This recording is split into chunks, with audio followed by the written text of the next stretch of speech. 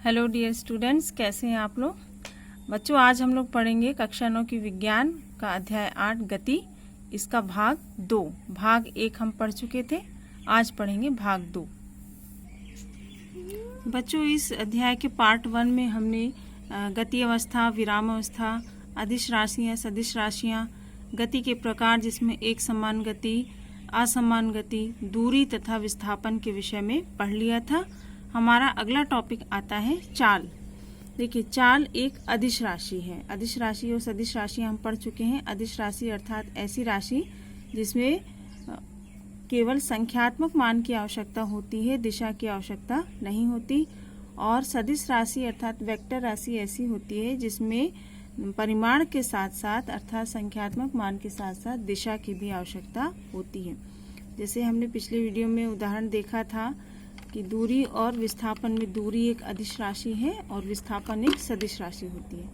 तो उसी प्रकार चाल भी एक अदिश राशि है। देखिए, किसी वस्तु द्वारा इकाई समय अंतराल में तय की गई दूरी को वस्तु की चाल कहते हैं।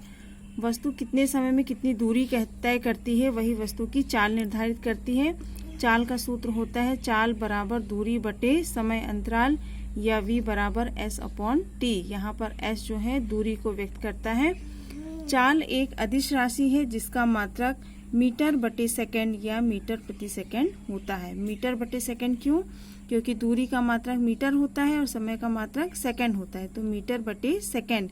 और जब हर की राशि को अंश में ले जाया जाता है तो उसकी घात ऋणात्मक हो जाती है, तो यहाँ पर हो जाएगा ms की घात ऋण 1। इसके बाद आता है औसत चाल। देखिए, औसत का उपयोग कब करते हैं? जब एक ही वस्तु द्वारा अलग अलग समय में अलग अलग चाल से तय की गई दूरी तय की गई हो। जैसे आप घर से स्कूल जाते हैं तो कभी मान लीजिए आप 10 मिनट में पहुंच गए, कभी 15 मिनट में पहुंचे, कभी 17 मिनट में पहुंचे, कभी 8 मिनट में ही पहुंच गए। तो उसका एक एवरेज निकालते हैं कि लगभग औसत रूप से हम 10 या 12 मिनट में स्कूल पहुंच जाते हैं। तो जब एक ही वस्तु द्वारा भिन्न भिन्न समय अंतराल में भिन्न भिन्न दूरियां तय की जाती हैं तो उसे औसत चाल के द्वारा व्यक्त की जाती है। देखिए, किसी वस्तु की औसत चाल उसके द्वारा तय की गई कुल दूरी को कुल समय अवधि से भाग देकर प्राप्त किया जाता है। औसत चाल का सूत्र होता है औसत चाल बराबर तय की गई कुल दूरी बटे कुल समय अवधि। ये दूरियां अलग अलग समय में भी तय की जा सकती है। मान लीजिए पहले दिन आपके द्वारा तय की गई दूरी 10 किलोमीटर है, दूसरे दिन 12 किलोमीटर है, तीसरे दिन 15 किलोमीटर है, चौथे दिन 16 किलोमीटर है और समय अवधि पहले दिन 1 घंटे में, दूसरे दिन 2 घंटे में। तो सभी का योग मतलब कुल दूरी, तय की गई कुल दूरी बटे कुल समय अवधि। देखिए, औसत चाल को एक उदाहरण के द्वारा हम समझ सकते हैं। प्रश्न है हमारे पास कि एक वस्तु 16 मीटर की दूरी 4 सेकंड में तय करती है तथा पुनः 16 मीटर की दूरी 2 सेकंड में तय करती है, तो वस्तु की औसत चाल क्या होगी? पहले 4 सेकंड में 16 मीटर की दूरी तय करती है और फिर से 16 मीटर की दूरी केवल 2 सेकंड में तय कर लेती है। तो हमें ज्ञात करना है कि वस्तु की औसत चाल क्या होगी। तो देखिए, औसत चाल का सूत्र होता है तय की गई कुल दूरी बटे लिया गया कुल समय। तो वस्तु द्वारा तय की गई कुल दूरी हो जाएगी 16 + 16 मीटर, मतलब हो जाएगी 32 मीटर। और लिया गया कुल समय हो जाएगा 4 सेकंड + 2 सेकंड बराबर हो जाएगा 6 सेकंड। तो औसत चाल बराबर हो जाएगी 32 मीटर बटे 6 सेकंड और इसको हल करने पर आएगा 5.33 मीटर प्रति सेकंड। अतः वस्तु की जो औसत चाल है वो 5.33 मीटर प्रति सेकंड होगी। इसके बाद जो नेक्स्ट टॉपिक है वेग। जिस तरह हमने दूरी और विस्थापन में देखा था कि दूरी और विस्थापन में केवल दिशा का अंतर होता है, दूरी एक अदिश राशि होती है जबकि वेग एक सदिश राशि होती है। तो उसी तरह चाल और वेग में भी केवल दिशा का अंतर होता है। चाल एक अदिश राशि है और वेग जो है सदिश राशि है। देखिए, किसी वस्तु द्वारा इकाई समय में हुए विस्थापन को वेग कहते हैं। चाल में वस्तु द्वारा तय की गई कुल दूरी रहती है, चाहे वो एक ही पथ का कई बार चक्कर लगाए तो उसके कई बार चक्कर लगाए गए पथ की कुल लंबाई। जबकि वेग होता है विस्थापन बटे समय, मतलब प्रारंभिक बिंदु से अंतिम बिंदु के बीच की दूरी कितनी है। तो वेग बराबर होता है विस्थापन बटे समय या v बराबर d/t। d का मतलब यहाँ विस्थापन से है डिस्प्लेसमेंट अपॉन टाइम।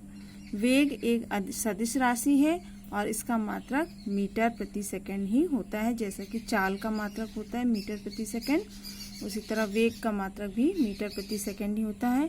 अंतर केवल इतना है कि चाल में यहाँ पर दूरी होती है, वेग में विस्थापन लिया जाता है। चाल एक अदिश राशि है और वेग एक सदिश राशि है। उसके बाद आता है औसत वेग। जिस तरह से हमने औसत चाल पढ़ा था उसके इसी तरह औसत वेग भी है। यदि वस्तु का वेग समान रूप से परिवर्तित हो रहा है तब दिए गए प्रारंभिक वेग और अंतिम वेग के माध्य को औसत वेग कहते हैं। मान लीजिए कोई वस्तु चलना प्रारंभ करती है तो पहले उसका वेग कम होता है, तो उसका प्रारंभिक वेग प्लस धीरे धीरे उसकी स्पीड बढ़ जाती है, तो उसका जो अंतिम वेग होगा उन दोनों का औसत जो होता है औसत वेग कहलाता है। देखिए, औसत वेग बराबर प्रारंभिक वेग प्लस अंतिम वेग बटे 2। प्रारंभिक वेग को हम u से व्यक्त करते हैं और अंतिम वेग को v से। तो v एवरेज मतलब औसत वेग बराबर हो जाएगा u प्लस v अपॉन 2। देखिए, ओडोमीटर। ओडोमीटर क्या होता है बच्चों? जैसे गाड़ियों में ऑटोमेटिक जो वाहन होते हैं जैसे कार है, बाइक है, उसमें एक यंत्र लगा होता है जिसमें दिखाता है कि गाड़ी कितनी दूर चली, तो उसी यंत्र को ओडोमीटर कहते हैं। देखिए, स्वचालित यानी ऑटोमेटिक वाहनों में एक यंत्र लगा होता है जो उनके द्वारा तय की गई दूरी को प्रदर्शित करता है, मतलब गाड़ी कितने किलोमीटर चली, तो उसी जो मशीन को जो होते हैं को ओडोमीटर कहते हैं। अब देखिए, उसके बाद हमारा नेक्स्ट टॉपिक आता है त्वरण। वेग में परिवर्तन की दर। किसी भी वस्तु का वेग हमेशा एक समान नहीं होता। जैसे ट्रेन जब प्लेटफॉर्म से चलना स्टार्ट करती है तो प्रारंभ में उसका वेग कम होता है, जबकि धीरे धीरे उसका वेग बढ़ने लगता है, और जब वापस अपने गंतव्य पर पहुंचती है जहां उसको पहुंचना है तो फिर से धीरे धीरे उसका वेग कम होने लगता है। तो अर्थात उसके वेग में परिवर्तन हो रहा है, मतलब वेग में समय के साथ परिवर्तन हो रहा है। तो इसी परिवर्तन को हम त्वरण के नाम से जानते हैं और इसे अक्षर ए से प्रदर्शित करते हैं, एक्सेलरेशन। ठीक है, इसे स्मॉल ए से प्रदर्शित करते हैं। देखिए, जब किसी वस्तु के वेग में समय के साथ परिवर्तन होता है तो इसे त्वरण कहते हैं और इसे स्मॉल ए से प्रदर्शित करते हैं। त्वरण का सूत्र होगा त्वरण बराबर वेग में परिवर्तन बटे लिया गया समय। अब वेग में परिवर्तन हम कैसे पता करेंगे? अंतिम वेग माइनस प्रारंभिक वेग। तो a बराबर हो जाएगा v minus you upon T. यहाँ पर v जो है वस्तु का अंतिम वेग है और u वस्तु का प्रारंभिक वेग है, जबकि t यहाँ पर समय को व्यक्त करता है।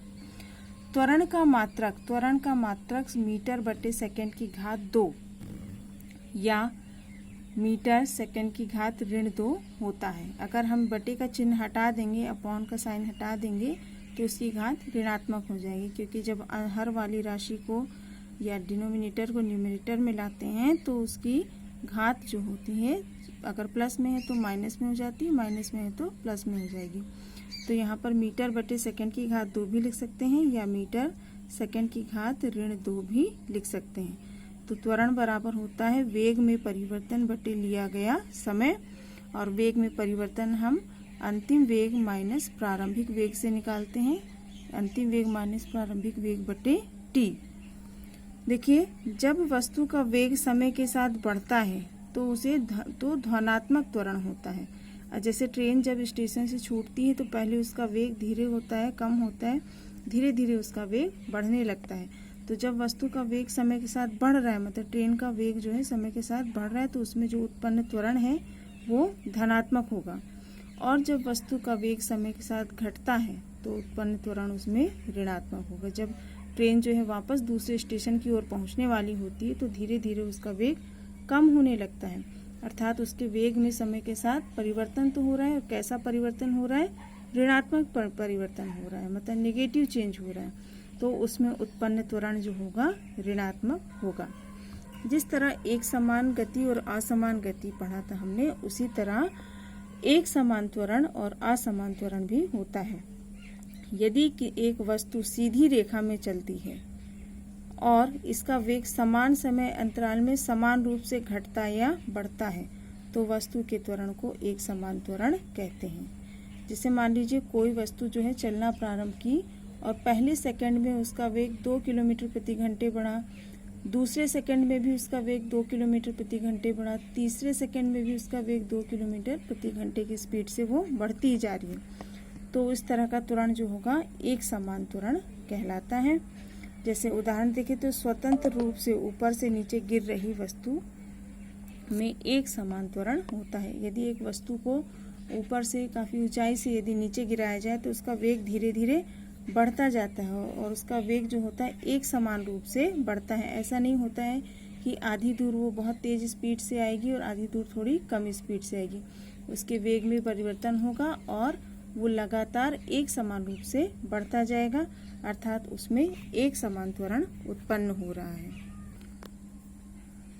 नेक्स्ट टॉपिक है असमान त्वरण। यदि एक वस्तु सीधी रेखा में चल रही है और इसका वेग समान समय अंतराल में असमान रूप से घटता या बढ़ता है तो इसे असमान त्वरण कहते हैं। जैसे मान लीजिए हम कार से अपने घर से बाहर निकले तो जहाँ रोड अगर हमें खाली मिलेगी तो हम तेज़ी से चलेंगे, मतलब हमारी कार का वेग में धनात्मक परिवर्तन होगा। लेकिन जहाँ जाम मिलेगा तो उसकी स्पीड कम हो जाएगी, वहाँ उसका वेग कम हो जाएगा, तो वहाँ पे ऋणात्मक त्वरण होगा। तो इस तरह वस्तु का वेग असमान रूप से घटता या बढ़ता है तो इसे असमान त्वरण कहते हैं। उदाहरण जैसे यदि एक कार सीधी सड़क पर चलते हुए समान समय अंतराल में असमान दर से चाल को परिवर्तित करती है तब कार में असमान त्वरण उत्पन्न होता है। मान लीजिए पहले 10 मिनट में उसकी स्पीड में 2 किलोमीटर प्रति घंटे की स्पीड से उसकी स्पीड बढ़ रही है और अगले 10 मिनट में ही उसकी स्पीड कम होती जा रही है, तो उसमें असमान त्वरण हो रहा है। तो इस तरह से वो कार जो होगी असमान त्वरण से गतिमान होगी।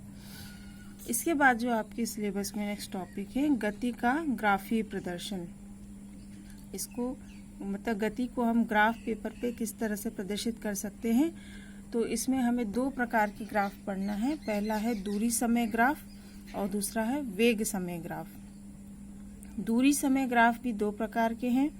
पहला है एक समान चाल से गतिमान वस्तु का दूरी समय ग्राफ और दूसरा है असमान चाल से गतिमान किसी वस्तु का दूरी समय ग्राफ। इसी प्रकार वेग समय ग्राफ भी 2 प्रकार का हमें पढ़ना है। एक समान वेग से गतिमान किसी वस्तु का वेग समय ग्राफ और असमान वेग से गतिमान किसी वस्तु का वेग समय ग्राफ। तो चलिए पढ़ते हैं। तो बच्चों सबसे पहले हम पढ़ते हैं दूरी समय ग्राफ। इसके लिए मैंने ग्राफ पेपर का यूज़ किया है। आप चाहे तो इसको प्लेन पेपर भी बना सकते हैं। बस बनाते समय ये ध्यान रखना है कि ये जो दूरियां हैं बिल्कुल इक्वल होनी चाहिए, चाहे वो इस तरफ हो, एक्स अक्ष पर हो या वाई अक्ष पर हो। इनके बीच की जो हमने दूरी ली है वो एक समान होना चाहिए। जैसे इसके बीच की दूरी 1 सेंटीमीटर है, इन दोनों के बीच की दूरी भी 1 सेंटीमीटर है, इनके बीच की दूरी 1 सेंटीमीटर है। तो आप अगर इसको प्लेन पेपर पे बनाते हैं तो आप स्केल रखकर 1-1 सेंटीमीटर पे मार्क बनाकर इस तरह से ग्राफ बना सकते हैं। ग्राफ में 2 अक्ष होते हैं, नीचे एक्स अक्ष और 4 अक्ष होते हैं। धनात्मक एक्स अक्ष, और यदि इस लाइन को ये मूल बिंदु के इस तरफ ले जाए तो ये ऋणात्मक एक्स अक्ष हो जाती है। मूल बिंदु ये ओ जो है मूल बिंदु है और इसको ऊपर की ओर ले जाए तो यहाँ धनात्मक वाई अक्ष और नीचे की ओर ऋणात्मक वाई अक्ष। एक्स अक्ष को भुज कहा जाता है और वाई अक्ष को कोटि कहा जाता है। तो हमें पढ़ना है दूरी समय ग्राफ। इसके लिए देखिए हमें एक सारणी दी हुई है कि मान लो कोई वस्तु जो है एक समान चाल से गतिमान है, तो उसने पहले जब विराम अवस्था में थी, 0 का मतलब होता है विराम अवस्था, तो दूरी भी 0 थी। समय जब 2 सेकंड हुआ तो उसके द्वारा तय की गई दूरी थी 10 मीटर, यहाँ दूरी मीटर में हम ले रहे हैं। 4 सेकंड में उसकी दूरी हो गई 20 मीटर, 6 सेकंड में हो गई 30 मीटर, 8 सेकंड में 40 मीटर, 10 सेकंड में 50 मीटर और 12 सेकंड में 60 मीटर।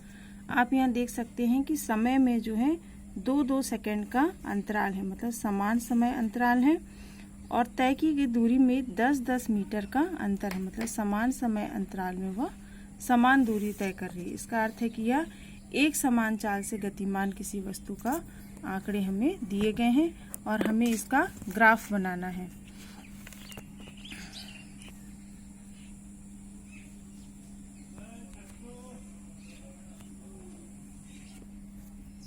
देखिए, ग्राफ बनाने के लिए हमने जो ग्राफ है उसकी दो अक्ष बनाई, पहले एक्स अक्ष और वाई अक्ष। क्योंकि ऋणात्मक मान नहीं है इसमें, इसलिए हमने ऋणात्मक वाले को छोड़ दिया है। ये जहाँ से स्टार्ट होता है उसको मूल बिंदु कहते हैं।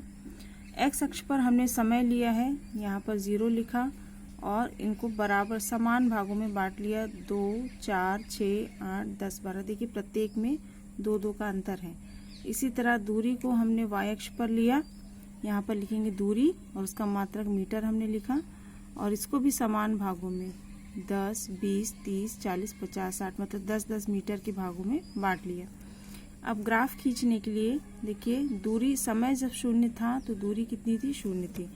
तो समय का 0 भी ये हो गया और दूरी का 0 भी ये हो गया। तो यहाँ हमने एक बिंदी बना दी। समय जब 2 सेकंड हुआ तो दूरी आ गई 10 मीटर, दूरी तय हुई 10 मीटर। समय जब 2 सेकंड हुआ तो दूरी तय हुई 10 मीटर। इन दोनों को जब ऊपर की ओर बढ़ाते हैं, आपस में मिलाते हैं तो यहाँ पर मिलते हैं। तो यहाँ पर हमने एक डॉट बना दिया। ये हो गया आपका समय 2 सेकंड और दूरी 10 मीटर। समय जब 4 सेकंड था तो दूरी थी 20 मीटर। 4 सेकंड और दूरी 20 मीटर, दोनों को जब आपस में मिलाया तो यहाँ पर डॉट मिला, तो यहाँ हमने एक डॉट बनाया। इसी तरह समय 6 सेकंड पे दूरी 30 मीटर, तो यहाँ डॉट मिला। समय 8 सेकंड पे दूरी 40 मीटर, तो यहाँ डॉट मिला। समय 10 सेकंड पे दूरी 50 मीटर, तो यहाँ डॉट बना। और समय 12 सेकंड पे दूरी 60 मीटर, तो यहाँ डॉट मिला। अब जब इन सभी डॉट्स को मिला दें तो हमें एक सीधी सरल रेखा प्राप्त होती है। तो एक समान चाल से गतिमान वस्तु का दूरी समय ग्राफ कैसा होता है? बिल्कुल एक सीधी सरल रेखा होता है। यदि आपको किसी एक गतिमान वस्तु का ग्राफ इस तरह से दिखाई दे तो समझ लीजिए कि उसकी चाल बिल्कुल एक समान चाल से गतिमान है। इसके बाद देखते हैं हम असमान चाल से गतिमान वस्तु का दूरी समय ग्राफ। देखिए, पहले वाले ग्राफ में समय अंतराल समान था, 2, 4, 6, 2-2 सेकंड का समय अंतराल था, और दूरी भी जो है एक समान थी, सभी में 10-10 मीटर का अंतर है। लेकिन असमान चाल में समय अंतराल तो समान रहेगा, 0, 2, 4, 6 मतलब 2-2 सेकंड का है, लेकिन समान समय अंतराल में भिन्न भिन्न दूरियां तय करता है। जैसे पहले 0 विराम अवस्था में तो विराम अवस्था ही रहेगी। पहले जब 2 सेकंड हुए तो तय की गई दूरी 1 मीटर थी, 4 सेकंड में 4 मीटर, 6 सेकंड में 9 मीटर, 8 सेकंड में 16 मीटर, 10 सेकंड में 25 मीटर और 12 सेकंड में 36 मीटर। अब जब इसका हम ग्राफ बनाएंगे तो जैसे हमने ऊपर वाला ग्राफ बनाया था उसी तरह इसको भी बनाएंगे। देखिए, जब समय 0 था तो दूरी भी 0 थी, तो वो यहाँ पर मिलेगा। समय 2 सेकंड हुआ तो दूरी 1 मीटर थी। यहाँ पर देखिए हमने वाई अक्ष पर दूरी ली है और इसको 5-5 मीटर के अंतर पे बांटा है। ऊपर वाले को हमने 10-10 मीटर पे बांटा था और ये हमने 5-5 मीटर पे बांटा है। तो इसमें ऐसा कोई हार्ड एंड फास्ट रूल नहीं कि इतने ही अंतर पे हमें इसे बांटना है। हम अपनी सुविधा अनुसार, जैसे हमें आंकड़े दिए होते हैं उसके अनुसार इसको बांट सकते हैं। यहाँ पर हमारे पास 36 तक था तो हमने 5-5 के आंकड़े बनाए, 35 और ऊपर एक 36। और यहाँ पे समय को हमने 2-2 सेकंड के समय अंतराल पे बांटा है। तो अगर 5 है तो देखिए, अगर 0 और 5 के बीच में आपको 10 छोटी छोटी लाइन दिखाई देगी तो ये 5 मीटर, मतलब कि इन 10 छोटी छोटी लाइन्स में 2 लाइन्स जो होगी 1 मीटर के बराबर होंगी। प्रत्येक 2 लाइन 1 मीटर के बराबर दूरी को व्यक्त करेगी। मतलब इस पहली 2 लाइन 1 मीटर, दूसरी 2 लाइन, चौथी लाइन तक 2 मीटर, फिर 6वीं लाइन तक 3 मीटर, 8वीं लाइन तक 4 मीटर और ये लास्ट में 10वीं लाइन जो है 5 मीटर को व्यक्त कर रही है। तो देखिए, जब समय 2 सेकंड था तो दूरी 1 मीटर थी। समय हमने यहाँ 2 सेकंड लिया और दूरी को 1 मीटर व्यक्त करने के लिए इधर से 2 लाइन हमने देखा ऊपर और उन दोनों को आपस में मिलाया तो यहाँ पर मिला। उसके बाद जब समय 4 सेकंड था तो दूरी भी 4 मीटर थी। 4 सेकंड पे 4 मीटर दूरी, मतलब दो लाइन का 1 माना है तो 1, 2, 3, 4 8वीं लाइन पर 4 मीटर आएगा। तो इन दोनों को मिलाने पर यहाँ मिलता है, तो यहाँ हमने एक डॉट बना दिया। फिर समय 6 सेकंड था तो तय की गई दूरी 9 मीटर थी। समय हमने लिखा 6 सेकंड और तय की गई दूरी 9, मतलब 10 से 2 नीचे ये आ गया, यहाँ पे 9 मीटर। यहाँ पर डॉट बनाया। समय 8 पे दूरी 16 मीटर, 8 सेकंड पे दूरी जो हो गई 16 मीटर, 15 ऊपर 2 लाइन ऊपर 16 मीटर। समय 10 सेकंड पे दूरी 25 मीटर यहाँ पे मिली, और समय 12 सेकंड पे दूरी 36 मीटर यहाँ पर मिलेगी। और जब इन डॉट्स को इस तरह से मिलाते हैं तो ये इस तरह से बनता है, मतलब कर्व बनता है। कर्व इसलिए बन रहा है क्योंकि दूरी बढ़ रही है, भले ही असमान से रूप से बढ़ रही है। अगर ये घटती होती तो ये लाइन ऐसी बनती, जैसे पहाड़ होता है ऊपर नीचे, इस तरह से। जब दूरी बढ़ती है तो ग्राफ ऊपर जाता है और घटती है तो नीचे जाता है। तो ये था असमान चाल से गतिमान किसी वस्तु का वेग समय ग्राफ।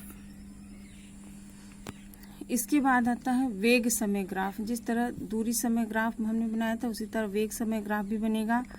उसमें हमने y अक्ष पर दूरी ली थी, यहाँ पर y अक्ष पर वेग लेंगे और समय को x अक्ष पर लेंगे। ये आंकड़े हमें दिए हुए हैं। समय 0 पर वेग 0 किलोमीटर प्रति घंटा, यहाँ पे वेग का मात्रक दिया हुआ है किलोमीटर प्रति घंटा। समय 5 सेकंड पे वेग 9 किलोमीटर प्रति घंटा, 10 सेकंड पे 18 किलोमीटर प्रति घंटा, 15 सेकंड पे 27 किलोमीटर प्रति घंटा, 20 सेकंड पर 36 किलोमीटर प्रति घंटा, 25 सेकंड पे 45 किलोमीटर प्रति घंटा और 30 सेकंड पे 54 किलोमीटर प्रति घंटा।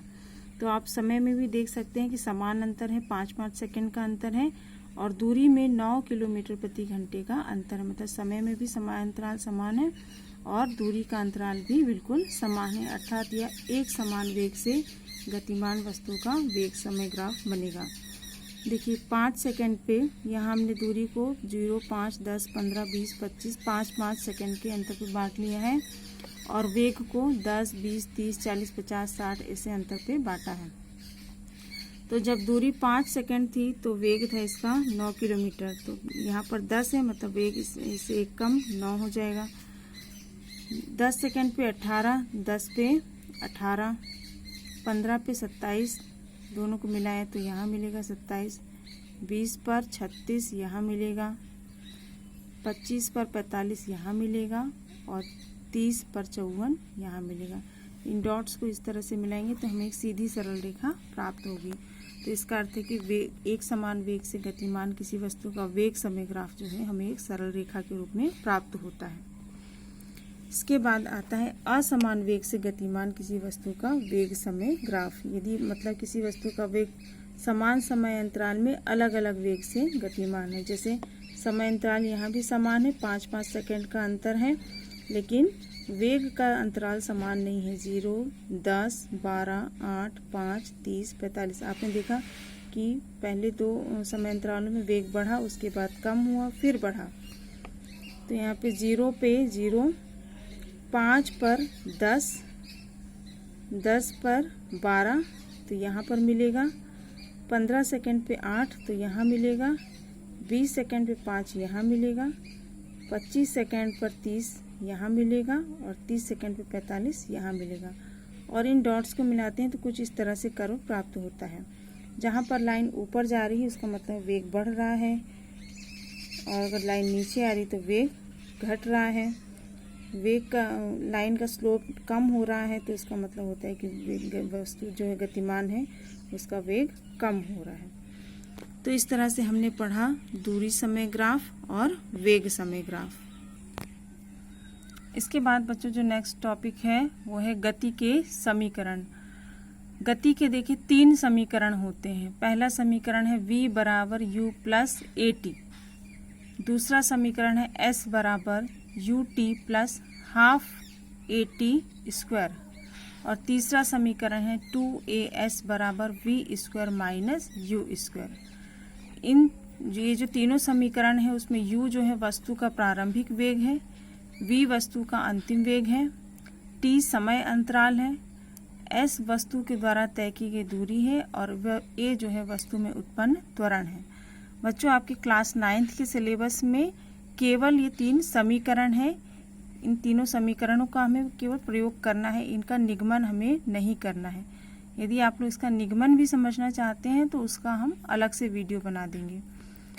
तो आपने देखा तीनों समीकरण। पहला समीकरण है v बराबर u plus A T, s बराबर U T plus half A T square, 2as बराबर v square minus you square, जहाँ u वस्तु का प्रारंभिक वेग है, v वस्तु का अंतिम वेग है, t समय अंतराल है, s वस्तु के द्वारा तय की गई दूरी है और a वस्तु में उत्पन्न त्वरण है।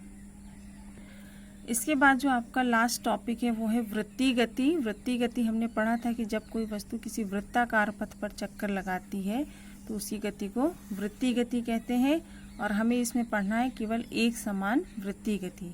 देखिए, यदि कोई वस्तु वृत्तीय पथ पर एक समान चाल से चलती है तो उसकी गति को एक समान वृत्तीय गति कहा जाता है। वृत्तीय पथ पर चक्कर लगाने वाली वस्तु का वेग v बराबर होता है 2 पाई आर बटे टी। यहाँ पे 2 पाई आर क्यों है? क्योंकि हम एक मान लीजिए यहाँ पर वृत्त है तो वृत्त की परिधि जब वस्तु इस पे चक्कर लगाएगी तो इसकी केवल परिधि पर चक्कर लगाएगी। तो परिधि की दूरी निकालने के लिए परिधि की लंबाई का सूत्र होता है 2 पाई आर। वृत्त की परिधि बराबर 2 पाई आर, जहाँ आर वृत्त की त्रिज्या है।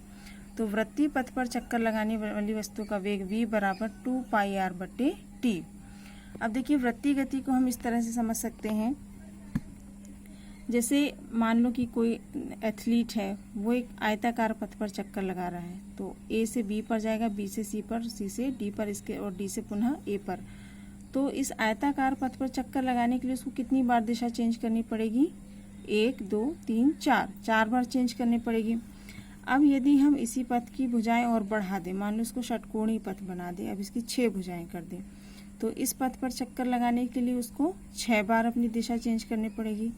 अब मान ली इसके हमने भुजा और बढ़ा दी, इसकी भुजाओं को और छोटा छोटा कर दिया और उसको 8 भागों में तोड़ दिया, तो ये बन गया एक अष्टकोणीय पथ। तो अष्टकोणीय पथ पर चक्कर लगाने के लिए स्पष्ट है कि उसको 8 बार अपनी दिशा बदलनी पड़ेगी। अब मान लीजिए इस तरह हम इन भुजाओं को छोटे छोटे बिंदुओं में तोड़ते जाएं, भागों में तोड़ते जाएं, तो एक लास्ट स्थिति ऐसी आती है कि प्रत्येक भुजा एक बिंदु का रूप ले लेगी और वह इस तरह का आकार ग्रहण कर लेगी, मतलब एक वृत्तीय पथ बन जाएगी। तो जैसे आयताकार पथ में 4 भुजाएं थी तो 4 बार दिशा चेंज करनी पड़ी, षटकोणीय पथ में 6 भुजाएं थी तो 6 बार दिशा चेंज करनी पड़ी, और अष्टकोणीय पथ में 8 भुजाएं थी तो 8 बार दिशाएं चेंज करनी पड़ी। अब ये वृत्ताकार में तो अनेक बिंदुओं से बना होता है, मतलब इसमें अनेक बार दिशा चेंज करनी पड़ेगी। इसका अर्थ है कि एक वृत्ताकार मार्ग पर गति करता हुआ कोई भी वस्तु या कोई भी व्यक्ति हर वक्त अपनी दिशा जो है चेंज करते रहता है और उसके वेग में जो परिवर्तन होता है, उसका वेग जो बढ़ता है वो इस दिशा में चेंजेस होने के कारण होता है। आपने देखा होगा कि गोला फेंक में जब गोला फेंक प्रतियोगिता होती है तो उसमें जो खिलाड़ी होता है पहले गोल चक्कर लगाता है, उसके बाद वो गोले को फेंकता है और गोला उसी दिशा में जाता है जिस दिशा में वो रुकना। जैसे मान लीजिए गोला फेंक का एक वो है, खिलाड़ी ने एक चक्कर लगाया और इस बिंदु से जो है गोले को फेंका तो इसकी दिशा इस तरह से जाएगी, स्पर्श रेखीय दिशा। अगर इस बिंदु से फेंकता तो इसकी दिशा ऐसी स्पर्श रेखीय दिशा में गमन करती है। ठीक है, तो गोला किस दिशा में जाएगा? जिस भी बिंदु से छोड़ा गया है वहां से स्पर्श रेखीय दिशा में जाएगा। तो ये था आपका एक समान वृत्तीय गति। और एक समान वृत्तीय गति के उदाहरण देखें तो चंद्रमा एवं पृथ्वी की गति एक समान वृत्तीय गति का उदाहरण है। वृत्तीय पथ पर नियत चाल से चलता हुआ साइकिल सवार इत्यादि जो है वृत्तीय गति के उदाहरण है। तो इस तरह आपका अध्याय 8 कंप्लीट होता है। इसके जो न्यूमेरिकल वाले प्रश्न हैं और पाठ्यपुस्तक के प्रश्न हैं उसको हम अगले वीडियो में हल करेंगे।